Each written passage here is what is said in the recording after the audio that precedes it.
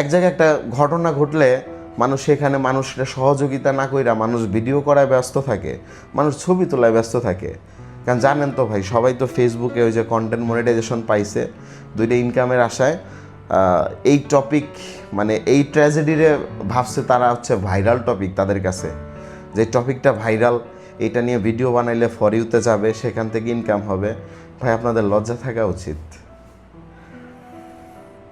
আপনার সন্তান থাকলে হয়তো এরকম করতে পারতেন না, হয়তো আপনার সন্তান এখানে ছিল না, তো এই কারণে আপনি ভাবছেন যে আপনার সন্তান তো সেভ আছে, কালকে আপনার সন্তানের সাথেও তেমন হইতে পারে, তখনও কি এরকম সেমভাবে ভিডিও করবেন, ছবি তুলবেন?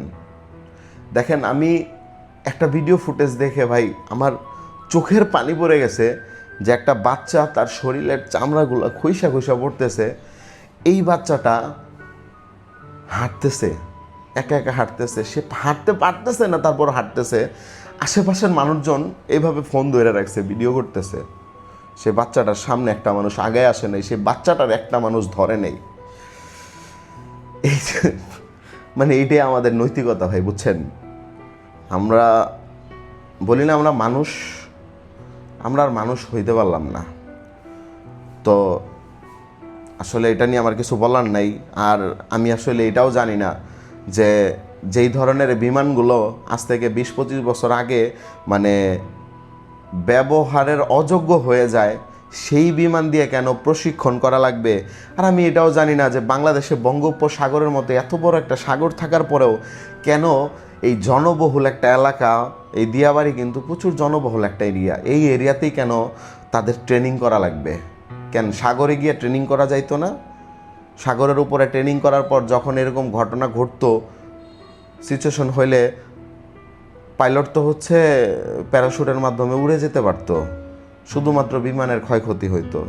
কেন জনবহুল এরিয়াতে এই সমস্ত মানে ট্রেনিং করা লাগবে? হ্যাঁ, আবার যুদ্ধ বিমান, আমার বাংলাদেশে আবার যুদ্ধ বিমান কাজে লাগছে কবে? আমার আসলে কিছু বলার নাই। তো আমি এতটুকুই বলতে চাই যে আপনারা সবাই যে বাচ্চাগুলো না ফেরার দেশে চলে গেছে, সবার জন্য দোয়া করবেন, ফুটফুটে মাসুম বাচ্চাগুলা। আর বিশেষ করে যারা বর্তমানে হচ্ছে ভর্তি আছে মেডিকেলে, তাদের জন্য দোয়া করবেন, বেশি করে নামাজ পড়বেন, দোয়া করবেন। আর এই দোয়াটা অ্যাটলিস্ট করবেন যেন তাদের বাবা মারা এই শোকটা মানে সহ্য করতে পারে, আল্লাহ যেন বাবা মাগুলারে সহ্য করার ধারণ ক্ষমতা দেয়। সবাই ভালো থাকবেন, সুস্থ থাকবেন। আমি আমি লজ্জিত ভাই, আমি লজ্জিত, কারণ আমি একজন বাঙালি। আসসালামু আলাইকুম।